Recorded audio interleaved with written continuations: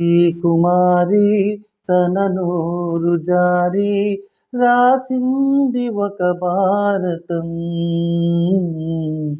కన్యాకుమారి తన కాలు జారి చేసింది నా జీవితం.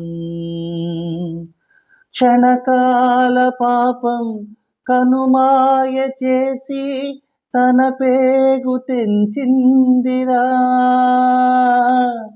లోకాల పుట్టే ఆ మురికి తొట్టే నను కన్న కడుపాయరా. కుంతి కుమారి తన నోరు జారి రాసింది ఒక భారతం. కన్యాకుమారి తన కాలు జారి చేసింది నా